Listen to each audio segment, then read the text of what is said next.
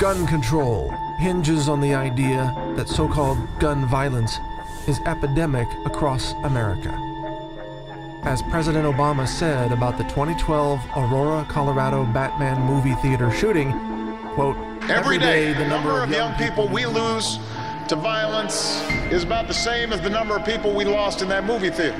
For every Columbine or Virginia Tech, there are dozens gunned down on the streets of Chicago and Atlanta.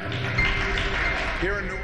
What he didn't say, however, is that every day, 290 people are killed by FDA-approved prescription drugs. And that's the conservative number published by the Journal of the American Medical Association. The source of this information?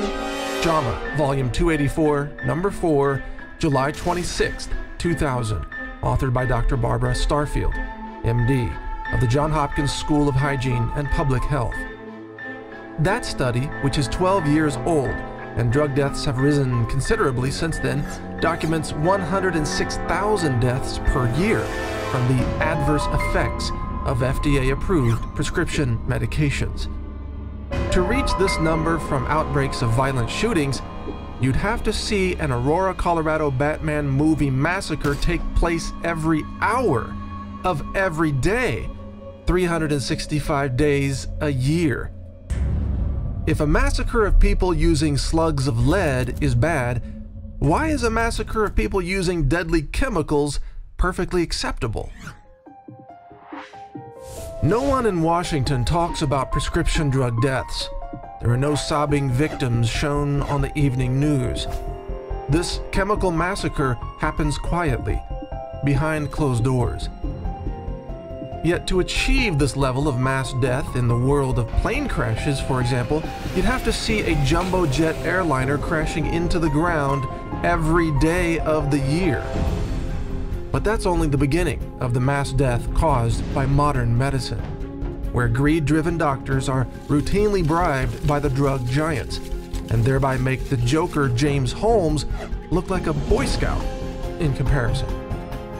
As Natural News has revealed, just one company, GlaxoSmithKline, had a bribery network of 49,000 doctors who received financial kickbacks to prescribe more Glaxo pharmaceuticals to more patients.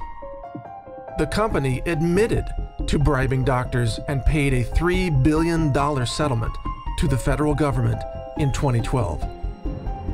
According to the report Death by Medicine by doctors Gary Knoll, Carolyn Dean, Martin Feldman, Deborah Razio, and Dorothy Smith, the medical establishment kills 783,936 people in the United States every year.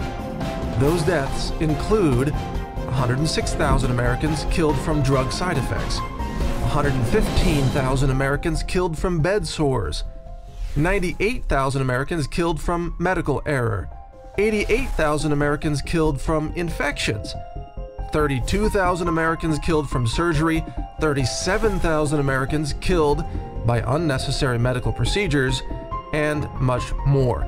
See naturalnews.com for links to the original data.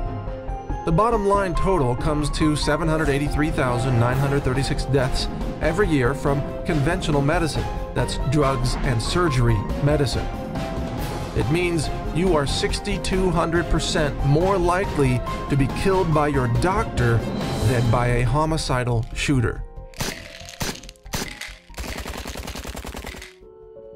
According to the CDC's numbers from 2007, the total number of homicide shooting deaths in the United States each year is about 12,600. This is from Death's final data for 2007 National Vital Statistics Report at the Centers for Disease Control.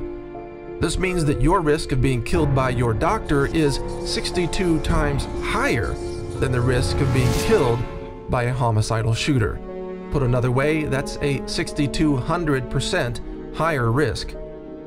It seems that before we even think about the issue of gun control, we need a national debate on doctor control. After all, when doctors inadvertently kill people by prescribing deadly chemotherapy cocktails or deadly prescription drugs, they don't even get arrested for it.